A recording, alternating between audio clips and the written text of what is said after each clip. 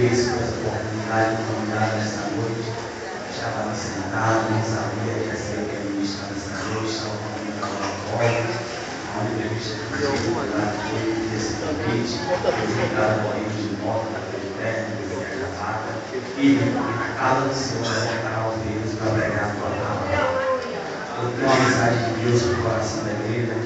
Só que antes de começar a ministrar, eu tenho que glorificar Deus pela vida de algumas pessoas essas que me abraçaram assim que eu passei por esse ministério.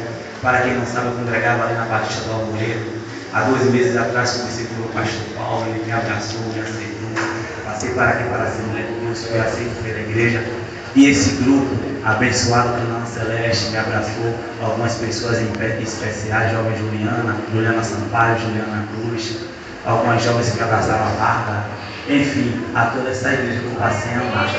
Eu quero glorificar a Deus também pela vida do meu pastor Paulo, que Deus em Cristo continue te abençoando em nome de Jesus, pela vida do presbítero Judá, que sempre vem conversando comigo, vem me dando instruções, vem me ensinando acerca do Evangelho. Eu quero glorificar a Deus pela vida de todos que estão aqui na minha retaguarda, obreiros, diáconos, enfim, pela vida de todos os servos de Deus, em especial para uma pessoa. Essa pessoa é minha noiva Thalita, está sentada aqui na minha esquerda. Faz assim, meu irmão, para que a gente veja, faz assim, irmãozinho.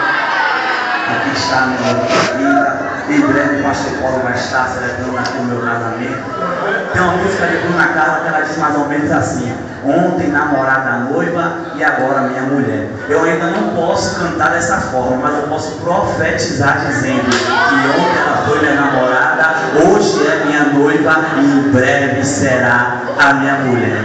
Amém? Você que trouxe serve para a Bíblia, irmão, abra comigo, por favor. No Evangelho de Jesus Cristo, segundo escreveu o evangelista Lucas.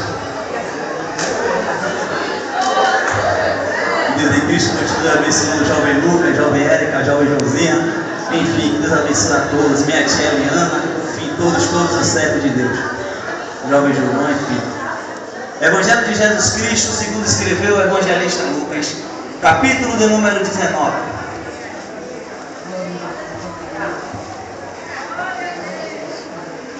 Aleluia, Jesus.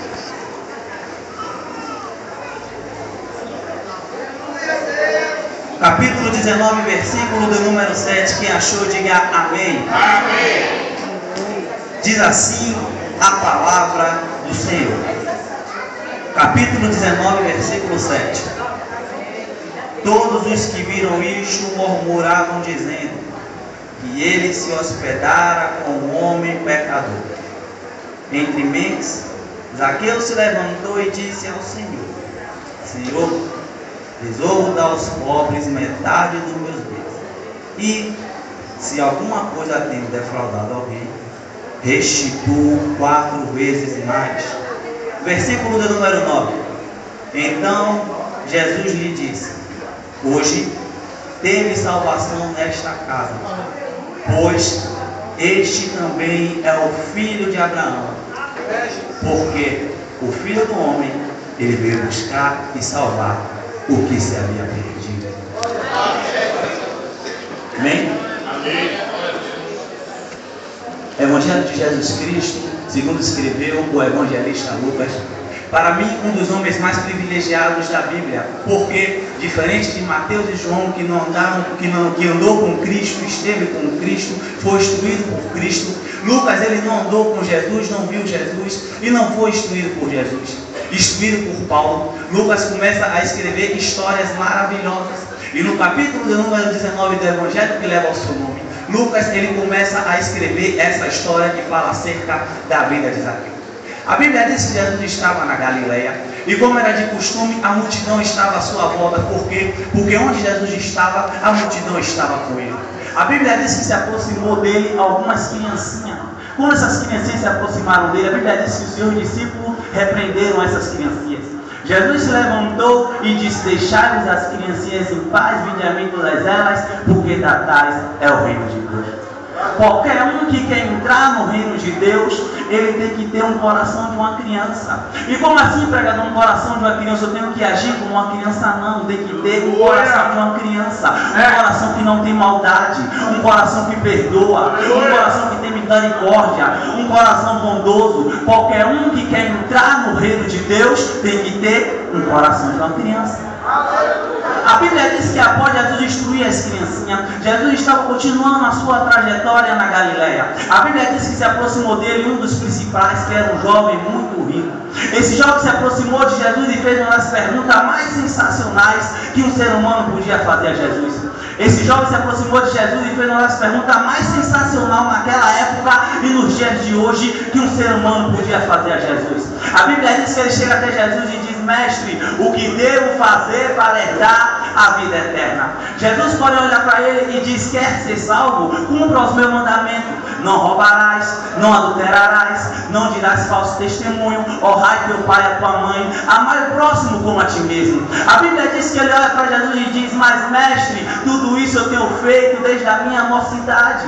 Mestre, tudo isso eu tenho feito desde quando eu era garoto. Mestre, tudo isso eu tenho feito desde quando eu era um menino. A Bíblia diz que Jesus olha para ele e diz: mas ainda lhe falta uma coisa. Pega a sua riqueza, compartilha com os pobres, vem e me segue e terás o tesouro do céu.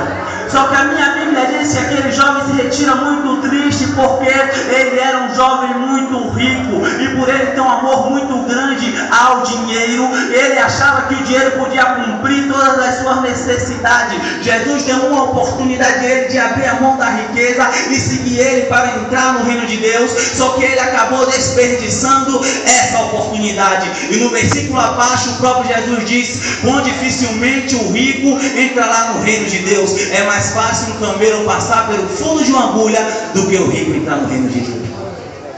Após Jesus dar instrução a esse jovem, a Bíblia diz que Jesus está perto de entrar na cidade de Jericó. E quando Jesus estava perto de entrar na cidade, ali estava um homem à beira do caminho, abandonado, mendigando, cujo nome desse homem era Bartimeu, filho de Timeu. A Bíblia diz que quando Jesus chega, a multidão com ele, aquele homem começa a ver pisadas diferentes, ele começa a ver muita gente naquele lugar, e ele chega e pergunta para as pessoas: o que está acontecendo? A multidão olha para ele e diz: é Jesus, o Nazareno, filho do Deus Altíssimo. A Bíblia diz que aquele homem começa a clamar e a dizer: Jesus, filho de Davi, tem misericórdia de mim. Jesus, filho de Davi, tem misericórdia de mim. A história diz que a multidão começa a repreender ele, começa a mandar ele calar a boca, começa a olhar para ele e dizer: cala sua boca, você está atrapalhando ele, nós estamos querendo ouvir ele, você está atrapalhando ele de dar o sermão. Só que a Bíblia diz que ele começa a gritar mais alto, dizendo: Jesus, filho de Davi, tem misericórdia de mim. Jesus, filho de Davi, tem compaixão de mim.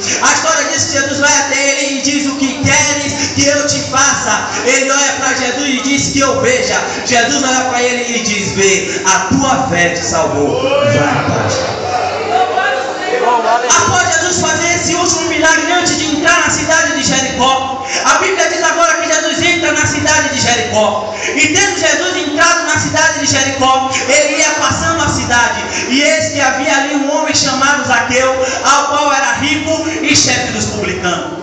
Para os irmãos terem uma noção básica de quem era Zaqueu, Zaqueu naquela época, ele era um homem conhecido como superintendente da Receita Federal. Por quê? Porque o superintendente da Receita Federal nos dias de hoje é o chefe daquele que cobra os nossos impostos. Então Zaqueu naquela época era chefe dos publicanos, ou seja, ele era conhecido como superintendente da Receita Federal.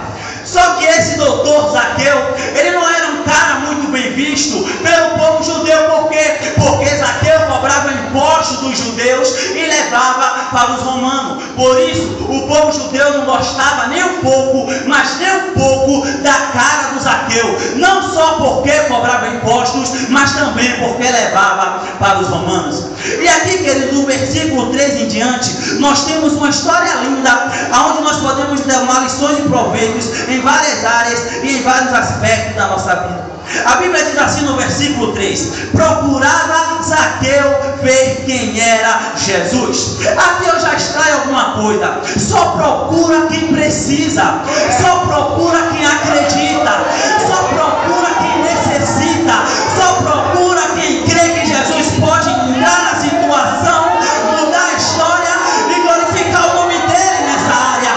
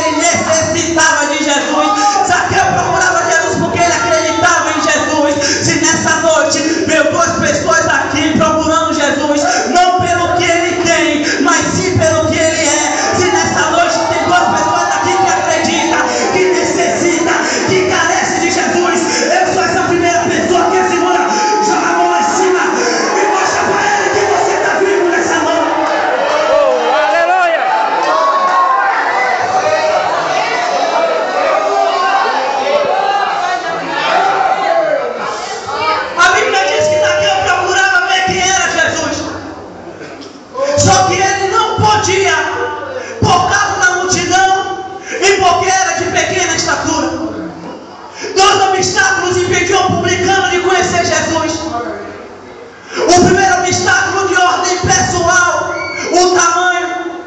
Ele era pequeno, não podia chegar até Jesus. O segundo obstáculo de caráter geral, a multidão. Tinha um monte de gente na sua frente que impedia ele de chegar a Jesus. Às vezes na nossa vida tem um obstáculo pessoal que acaba se tornando um empecilho da gente se aproximar de Jesus. E qual obstáculo pessoal é esse, pregador? É o tempo. Tenho muita coisa para fazer. Estou muito ocupado. Não vou para a igreja hoje porque estou cansado. Obstáculos pessoal que nos impedem de chegar até Jesus. Existem os fatores externos e de caráter geral. Na vida de Zaqueu, era a multidão que impedia ele de chegar até Jesus. E na minha e na sua vida, é a má influência, é os amigos, é o namorado, é a namorada, é o esposo, é a mãe, é o pai. Pessoas que estão à nossa volta, que acabam sendo um empecilho para que a gente se aproxime de Jesus. A Bíblia diz que Zaqueu ele não olhou para os empecilhos, ele não olhou para as dificuldades. A Bíblia diz que ele correu adiante e subiu em uma figueira. Ou seja, Zaqueu ele tomou uma atitude. Para os irmãos ter uma noção básica do que é atitude. Atitude é um comportamento ditado do interior para o exterior que me faz agir. Atitude parte de dentro para fora, que exporta uma ação que me faz ter uma reação em busca do meu objetivo. Observe bem que não teve anjo para revelar Zaqueu que era para ele subir na figueira. Não teve Espírito Santo para revelar ele que era para ele subir na figueira. Ele tomou uma atitude, e aquela atitude fez que quando Jesus chegasse naquele lugar, Jesus olhasse para ele e dissesse: desce depressa, que eu quero entrar na sua casa. Com a atitude que você está tomando em prol do seu sonho, com a atitude que você está tomando em prol do seu objetivo. Eu me trouxe aqui para te dizer no começo da mensagem: toma a atitude cabível, toma a atitude correta, que você vai ver ele glorificar o nome dele na sua vida. Aleluia, Jesus. A Bíblia diz que ele toma atitude, ele se adianta na frente da multidão e sobe na figueira. Uma das coisas que mais me chama a atenção é que ele subiu em uma figueira brava. Para quem não sabe, uma figueira brava é algo de mínimo valor. Uma figueira brava é um fruto desprezível, descartado na sociedade. Uma figueira árvore é uma árvore espinhosa, é um tipo de ciclomo que produz fruto inferior do que uma figueira normal. É algo de mínimo valor, é algo que ninguém dava nada. E Zaqueu subiu naquela coisa desprezada, naquela coisa desprezível, para chamar a atenção do mestre. Sabe o que eu estou querendo dizer aqui? Não despreze os dias das coisas pequenas. Zacarias capítulo 4, versículo 10. Não despreze os dias das coisas pequenas. E olha o que Deus diz através de Paulo em 1 Coríntios, a partir do versículo 27. Porque Deus usa as coisas loucas para confundir as sábias. Deus usa as coisas fracas para confundir as fortes. Deus usa as coisas desprezíveis, as incabíveis, as que não são, para confundir as que são, para que nenhuma carne se glorie diante dele. Eu não sei se foi uma porta pequena de emprego que Deus abriu na sua vida. Não sei se foi um líder pequeno que Deus colocou na sua vida para te liderar e estar com você. Também não sei se foi um amiguinho pequeno que Deus levantou, que talvez não possa te ajudar como você quer, mas possa te ajudar da forma que Deus quer. Deus está falando nessa noite: não despreza os dias das coisas pequenas, porque possa ser que essa pequena coisa possa ser o caminho para Deus te colocar. Deixa eu ver quem acredita nessa palavra. Quem acredita? Joga a mão lá em cima e adora a Deus.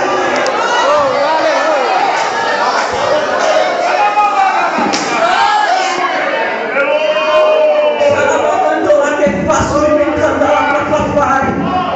A Bíblia diz que ele sobe na figueira, ele sobe naquela coisa desprezada, aquela coisa descartada na cidade e na sociedade. E quando ele sobe naquela figueira, obrigado.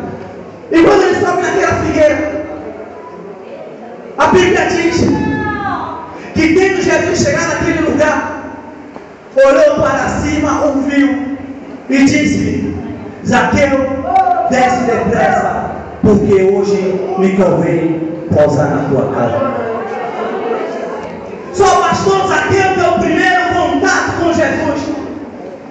Só o pastor Zaqueu deu o primeiro encontro pessoal e particular com Jesus, que Jesus manifestou na vida de Zaqueu as suas promessas. Zaqueu manifestou na vida de Zaqueu, Jesus manifestou na vida de Zaqueu as promessas que ele tem para mim e para você. E com essa promessa ele diz: crê nele e será salva tu e a tua casa. Quando ele teve o primeiro contato, o primeiro encontro com Zaqueu, ele disse: eu quero entrar na sua casa. Quando a gente tem encontro pessoal e particular com Jesus, Jesus ele manifesta nas nossas vidas o que um dia ele nos prometeu. E uma das promessas dele é crer nele e será salva tu e a tua casa. Queira Satanás ou não, queira os capetas do inferno ou não, a sua família é do Senhor.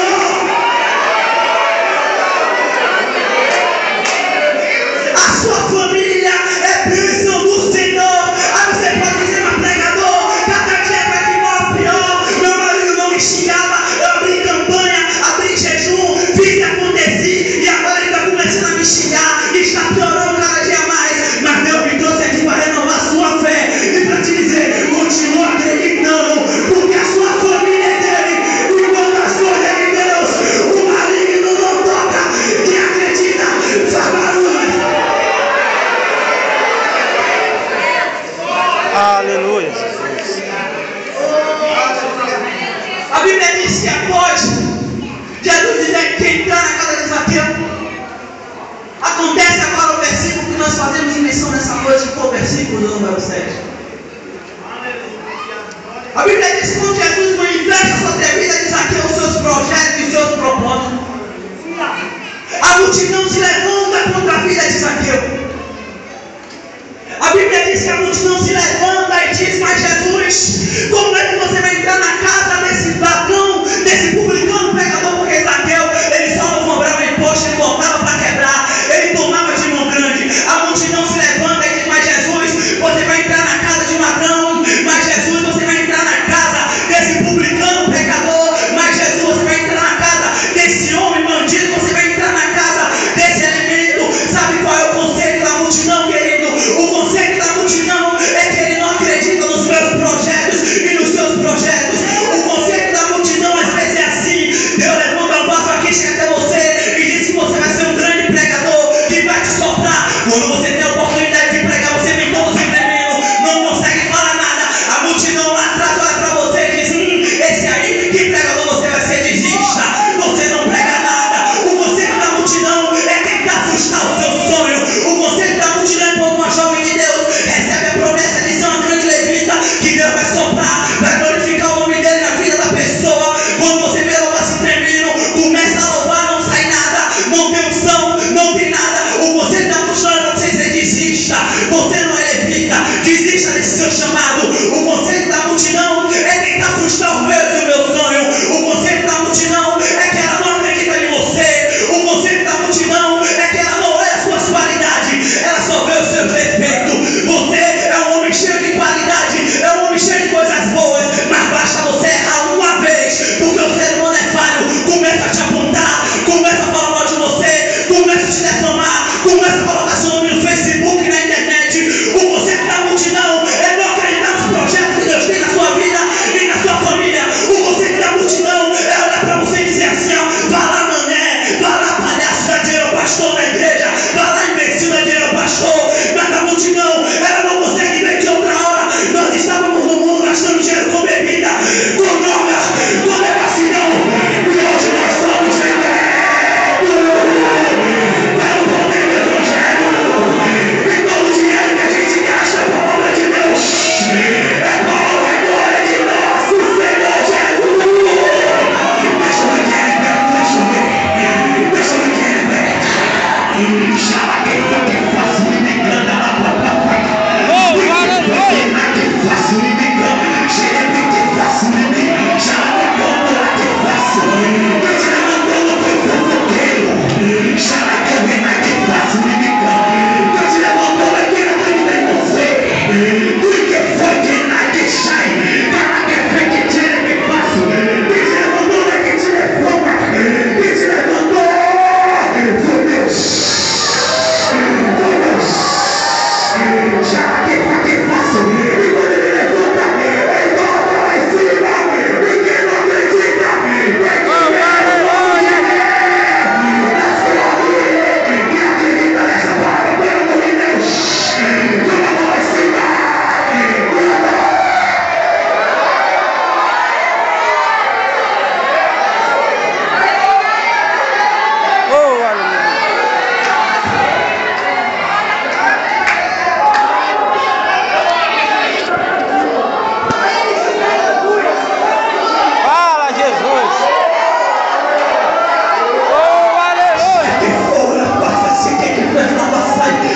está aqui, querido. Quem está assistindo a presença dele adora. Ele está aqui. O Cordeiro de Deus está nesse lugar.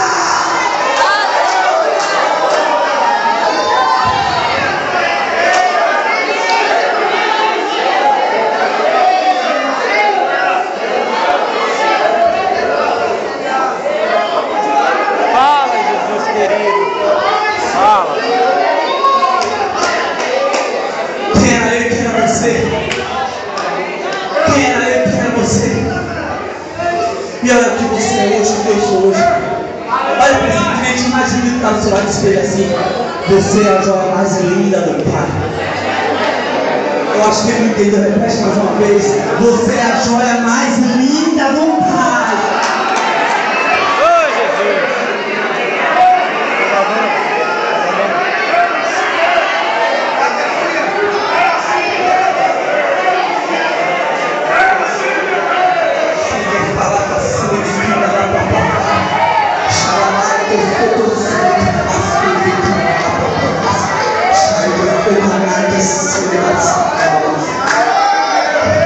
Escute, eu estou a 5 minutos de encerrar com uma assento, mas eu tenho que terminar de dizer aquilo que o Senhor colocou no meu coração. Observe que mesmo a multidão se levantando contra a vida de Zaqueu, mesmo a multidão não acreditando nas promessas de Jesus na vida dele, no versículo de número 8, ele olha para Jesus e para a multidão e diz: Senhor, hoje mesmo eu vou dividir a minha riqueza com os pobres, e se alguma coisa tem defraudado alguém, eu restituo 4 vezes mais. A área mais vulnerável da vida de Zaqueu era o dinheiro. A área mais vulnerável da vida de Zaqueu era a riqueza, era o larré, era o cascaio, era o família. Mas quando ele teve um encontro pessoal e particular com Jesus, aquela área mais vulnerável da vida dele foi ela que Jesus usou para abençoar as pessoas que ele não. Tem pessoas que têm 5, 6, 7, 4, 10 anos de igreja e tem uma área vulnerável na vida que ainda não é liberta. Talvez a área mais vulnerável da sua vida seja a mentira. Você não consegue ser um cidadão do bem. Você não consegue sempre dizer a verdade ou insinuar. Talvez a área mais vulnerável da sua vida seja o amor ao dinheiro. Você tem condição de ajudar e não ajuda. Você pode ajudar, mas não ajuda. Talvez a área mais vulnerável da sua vida seja a fofoca. Você vê alguém errar aqui, chega para o irmão que está do seu lado e fala, e esse irmão acaba caindo no ouvido da igreja toda. Talvez a área mais vulnerável da sua vida seja essa. Só que Jesus me trouxe aqui para te dizer, quando a gente tem encontro pessoal e particular com Ele, a área mais vulnerável das nossas vidas é a área que Ele usa para glorificar o nome. A área mais vulnerável da vida dele era o dinheiro, foi onde Jesus usou para abençoar aqueles que não tinham, os pobres ainda dividir na cidade. Jesus ele vai glorificar o nome dele na área mais vulnerável da sua vida. Após Zaqueu expressar essa palavra para Jesus, a Bíblia diz no versículo de número 9, Jesus olha para ele e diz: hoje veio salvação a esta casa, porque também este é o filho de Abraão, porque o Filho do Homem ele veio buscar e salvar o que seria perdido. Quando eu abro minha Bíblia no Evangelho de Lucas, capítulo 19, versículo do número 10, onde eu vejo o próprio Jesus insinuando que ele veio buscar e salvar o que se havia perdido no meio. Quando eu vejo Jesus insinuando que veio buscar e salvar aqueles que a sociedade diz que não tem mais jeito, eu olho para o céu, olho para mim, bato no meu peito e digo: Jesus, quando o Senhor insinua aqui que veio buscar e salvar o que se havia perdido, o Senhor está querendo dizer: eu vim buscar você, Rosimar, que um dia estava perdido nesse mundo, sem direção, sem rumo, sem forma. Quando Jesus disse que veio buscar e salvar o que se havia perdido, ele disse assim: eu vim buscar essa igreja. Quem era você que andava na rua? Me desculpa a expressão, parecendo uma piriguete, usando um topinho, usando um shortinho, e olha como você é hoje. Quem era você que roubava, matava, fazia e acontecia? A sociedade olhava para você e dizia que não tem mais jeito, e alguns ainda apontam dizendo que esse aí não vai passar dos 18, esse aí não vai passar dos 20. Quem era você? Jesus pegou, lapidou, transformou, e hoje você está aqui sentada dando essa. Sabe por quê? Porque Jesus, ele veio buscar e salvar o que se havia perdido, ou seja, ele veio me buscar e te buscar. Quem se havia perdido aqui um dia, quem se havia perdido aqui um dia, eu já liberto, joga a mão lá em cima e adora Jesus nessa manhã. Esse foi o recado de Deus para o coração da igreja que o Senhor colocou no meu coração. Que Deus em Cristo continue abençoando em nome de Jesus. Fiel e boa é esta palavra. Eu estou lembrando da igrejinha lá do interior. Essa é a mensagem de salvar almas. Aqui o Espírito Santo tem prazer em salvar almas. Quando o pastor ou o pregador prega uma mensagem evangelística, o pregador pode ficar em paz com a sua mente, porque o Espírito Santo tem prazer em salvar almas. Agora, quando vai doutrinar no domingo, vai dar mensagem para a igreja, aí o Espírito Santo tem prazer em salvar alma, não. Mas nessa noite ele tem prazer em salvar. Onde está uma pessoa que ainda não é evangélico e veio aqui nesta noite? Eu quero fazer contigo o que fez Jesus com Zaqueu. Deixa ele entrar na tua casa, deixa ele entrar na tua vida, deixa ele entrar no teu lar. Quem sabe esse lar ainda não é um lar feliz. Quem sabe esse lar ainda não é um lar alegre. Quem estava aqui domingo viu a deputada Maria Luísa testificando que não tem paz, que no carro dela alguém que colocada ela tem tido algumas manifestações diabólicas. Quem sabe aquela mulher tem dinheiro, tem status, tem nome, mas talvez a casa dela não tenha paz. Na minha casa, na sua casa não tem paz. A gente deita e dorme, porque a presença do Senhor ali é constante. Então nesta noite, cadê a primeira pessoa que quer aceitar Jesus como seu Salvador? Quem é a primeira pessoa que quer aceitar Jesus como seu Salvador? Tem alguém? Aí está vindo uma senhora, ela está vindo para aceitar Jesus. Aí o Espírito Santo, que prazer, irmãos. É o que eu profetizo, que eu entendo trabalhar no Espírito Santo. Olha essa segunda pessoa para Jesus. Onde está a segunda pessoa? Onde está? Onde está a segunda pessoa para Jesus? O Santo tem prazer em salvar. Essa mensagem eu conheço ela. Onde está a segunda pessoa para Jesus? A mensagem não fala do bem, ela fala do ímpio. As pessoas precisam ouvir essa mensagem. Chegou a salvação na tua casa. Onde está a segunda pessoa? Eu não vou insistir. Já está se acabando os momentos. Onde está a segunda pessoa para Jesus?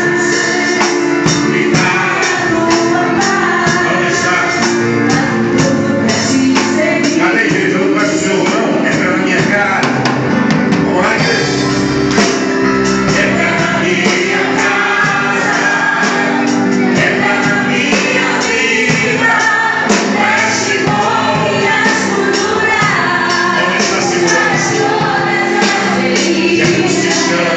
Ele te cultiva. Onde está o viado? Onde está aquele que não está? A presença do Senhor.